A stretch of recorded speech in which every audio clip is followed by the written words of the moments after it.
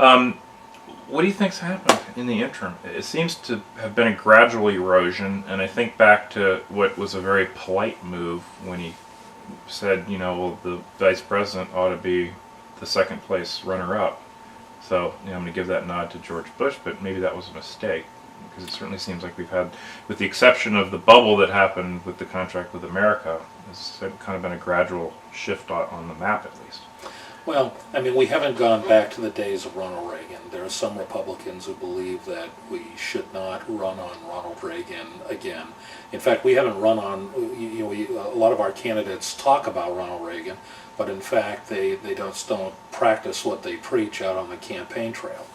And I was a supporter of George W. Bush. I thought in some areas he was a very good president, and in some areas, such as in spending, which is a big conservative issue, holding the line on spending, most people would say he failed in that category. But the country culturally has changed, but that doesn't necessarily mean the whole country has changed. I mean, the Northeast has certainly trended more towards Democrats over the last 15 or 20 years. Will that come back? Who knows? I mean, for the longest time, the only red state in all of New England was little New Hampshire, and now that is as navy blue as you're going to find. So that should tell people that it's winning back a Republican seat in New England somewhere would be a huge benefit.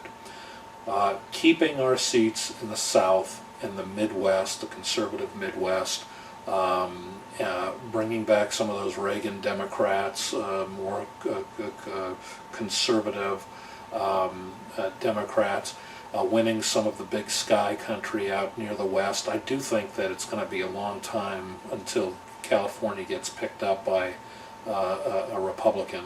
But I think Oregon and Washington, if the right candidate comes along. Again, it doesn't have to be nuanced. A candidate that switches their views depending on the states that they're in is just simply not a very good candidate. But a candidate who has some solid credentials and solid beliefs and is able to express those beliefs.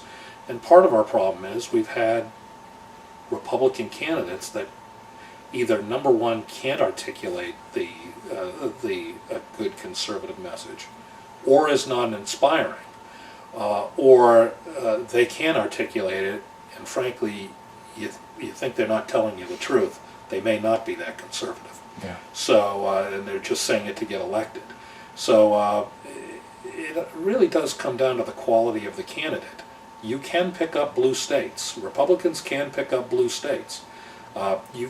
Pennsylvania is generally always in play. Ohio is always in play. The ones you can't lose are the Virginias and the Indianas, and we lost those this time around. And that's North Carolina. North Carolina, and that probably tells you about how strong the top of our ticket was. Yeah. And frankly, to be honest with you, how weak it would have been even without Sarah Palin. I think Sarah Palin picked up seats for us. Yeah. So because it galvanized the conservatives to at least come out and vote for her.